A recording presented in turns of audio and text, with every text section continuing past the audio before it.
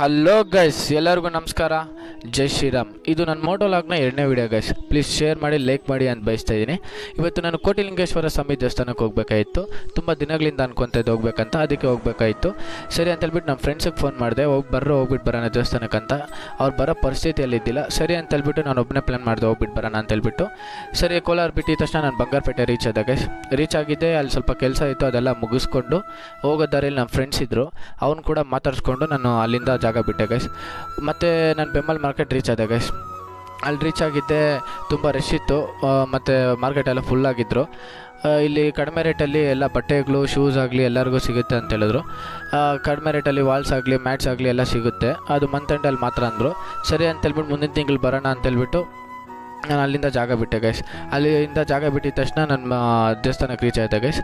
ದೇವಸ್ಥಾನಕ್ಕೆ ರೀಚ್ ಆಗಿದ್ದೆ, ದರ್ಶನ ಮಾಡಿಕೊಂಡು ಅಲ್ಲಿ ಸ್ವಲ್ಪ ಹೊತ್ತು ಕೂತ್ಕೊಂಡು ಪ್ರಸಾದ ಕೊಡ್ತಾಯಿದ್ರು, ಅದೆಲ್ಲ ತಿನ್ಕೊಂಡು ಸ್ವಲ್ಪ ಹೊತ್ತು ಕೂತ್ಕೊಂಡು 2 to 3 hours ಸ್ಪೆಂಡ್ ಮಾಡಿಕೊಂಡು ನೆಮ್ಮದಿಯಾಗಿ ಫೋಟೋ ಶೂಟ್ಸ್ ಎಲ್ಲ ಮಾಡಿಕೊಂಡು ನಾನು ಮತ್ತೆ ಕೋಲಾರ ರೀಚ್ ಆಗಬೇಕಾಯಿತು. ಸರಿ ಅಂತ ಹೇಳ್ಬಿಟ್ಟು ಆದಷ್ಟು ಬೇಗ ಎಲ್ಲ ಮುಗಿಸ್ಕೊಂಡು ನಾನು ರಿಟರ್ನ್ ಆಗಿದೆ ಗೈಸ್. ರಿಟರ್ನ್ ಆಗೋ ದಾರಿಯಲ್ಲಿ ಆಂಜನೇಯ ಸ್ವಾಮಿ ದೇವಸ್ಥಾನ ನೋಡಿದೆ.